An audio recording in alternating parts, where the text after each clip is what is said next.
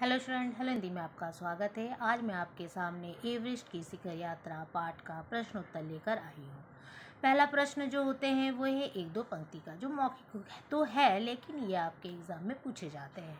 चलिए पहले प्रश्न की ओर बढ़ते हैं। तो पहला प्रश्न है, अग्रिम दल का नेतृत्व कौन कर रहा था? तो उत्तर क्या होंगे? उत्तर होंगे अग्रिम दल का नेतृत्व प्रेमचंद जी कर रहे थे। नेक्स्ट प्रश्न देखिए, लेखिका को सागर माथा नाम क्यों अच्छा लगा? लेखिका को सागर माथा नाम अच्छा लगा क्योंकि सागर के पैर नदियां हैं तो सबसे ऊंची चोटी उसका माथा है और यह एक फूल की तरह दिखाई देता है जैसा माथा हो। तीसरा प्रश्न देखते हैं, लेखिका को ध्वज जैसा क्या लगा? लेखिका को एक बड़े भारी बर्फ का बड़ा फूल पर्वत शिखर पर लहराता हुआ ध्वज जैसा लगा। 4 नंबर प्रश्न देखिए, हिम श्रृंखलन से कितने लोगों की मृत्यु हुई और कितने लोग घायल हुए? हिम श्रृंखलन से एक व्यक्ति की मृत्यु हुई और 4 लोग घायल हुए। 5 नंबर प्रश्न देखिए, मृत्यु के अवसाद देखकर कर्नल खुल्लर ने क्या कहा? मृत्यु के अवसाद को देखकर कर्नल खुल्लर ने कहा कि एवरेस्ट जैसे महान अभियान में खतरों को और कभी कभी तो मृत्यु भी आदमी को सहज भाव से स्वीकार करना चाहिए। प्रश्न देखिए, सहायक की मृत्यु कैसे हुई? तो जलवायु अनुकूल ना होने के कारण रसोई सहायक की मृत्यु हुई। 7 नंबर प्रश्न देखिए, कैंप 4 कब कहाँ लगवाया गया? कैंप 4 29 अप्रैल 1984 को 69,000 मीटर पर साउथ पोल पर लगाया गया। 8 नंबर प्रश्न देखिए, लेखिका ने शेरपा कुली को अपना परिचय किस तरह दिया? लेखिका ने शेरपा कुली को अपना परिचय यह कहकर दिया कि वह बिल्कुल ही सीखिया है और एवरेस्ट उसकी पहली अभियान है। 9 नंबर प्रश्न देखिए, लेखिका की सफलता पर कर्नल खुल्लर ने उसे किस शब्दों में बधाई दी? लेखिका की सफलता पर बधाई देते हुए कर्नल खुल्लर ने कहा, मैं तुम्हारी इस अनूठी उपलब्धि के लिए तुम्हारे माता पिता को बधाई देना चाहूँगा। देश को तुम पर गर्व है और तुम ऐसे संसार में जाओगी जो तुम्हारे अपने पीछे छोड़े हुए संसार में एकदम भिन्न होंगे।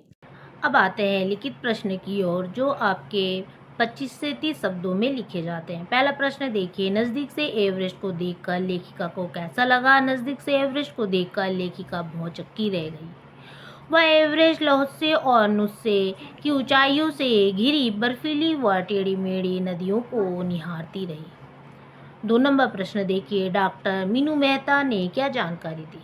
डॉक्टर मीनू मेहता ने एल्यूमिनियम सीढ़ियों से अस्थायी पुलों का निर्माण, लट्ठों और रस्सियों का उपयोग, बर्फ की आड़ी तिरछी दीवारों पर रस्सियों को बांधना और अग्रिम दल के अभियांत्रिक कार्यों के बारे में जानकारी दी।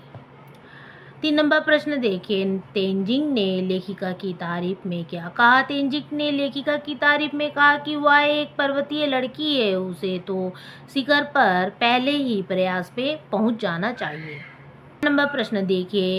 4 नंबर प्रश्न देखिए, लेखिका को किन के साथ चढ़ाई करनी थी?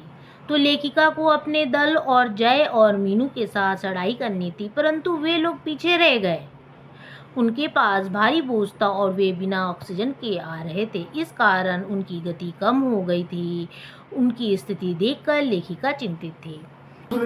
5 नंबर प्रश्न देखिए, लोबसांग ने तंबू का रास्ता से कैसे साफ किया? लोबसांग ने अपनी स्विच छुरी की सहायता से तंबू का रास्ता साफ किया क्योंकि तंबू के रास्ते पर एक बड़ा सा बर्फ पिंड गिरने से हिमपुंज बन गया था और इससे कैंप नष्ट हो गया था। लेखिका भी उसमें दब गई थी, इसलिए लोबसांग ने छुरी से बर्फ काटकर लेखिका को बाहर निकाला। 6 नंबर प्रश्न देखिए, साउथ पोल कैंप पहुंचकर लेखिका ने अगले दिन की महत्वपूर्ण चढ़ाई की तैयारी कैसे शुरू की? कैंप पहुंचकर लेखिका ने अगले दिन की महत्वपूर्ण चढ़ाई की तैयारी करने के लिए क्या करती है? खाना, कुकिंग गैस, कुछ ऑक्सीजन सिलेंडर इकट्ठे किए। दूसरी मदद के लिए थर्मसों को जूस व चाय भरने के लिए नीचे जाने का निश्चय किया।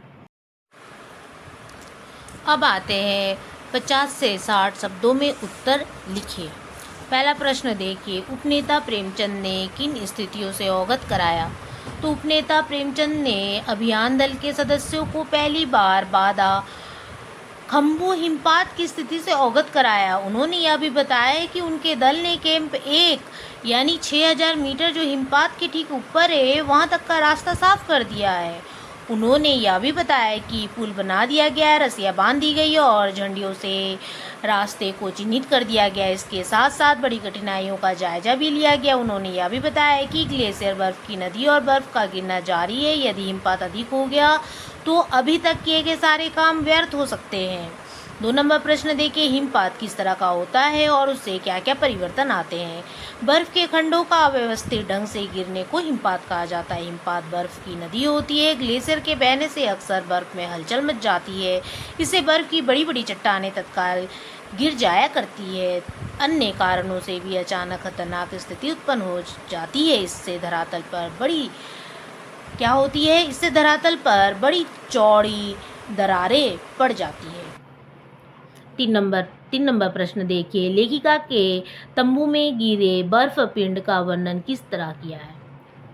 तो लेखिका रात 12:30 बजे अपने तंबू में गहरी नींद से सो रही थी। तभी एक सख्त चीज लेखिका के सिर के पिछले हिस्से से टकराई और वह जाग गई। एक लंबा बर्फ पिंड लौह से ग्लेशियर से टूटकर कैंप ऊपर आ गिरा। 2 नंबर पॉइंट इसके हैं कि उसमें अनेक हिमखंडों का पुंजता हुआ अत्यंत तेज गति के साथ साथ और गर्जनों के साथ साथ गिरा था। नंबर प्रश्न देखिए, लेखिका को देखकर कि हक्का बक्का क्यों रह गया।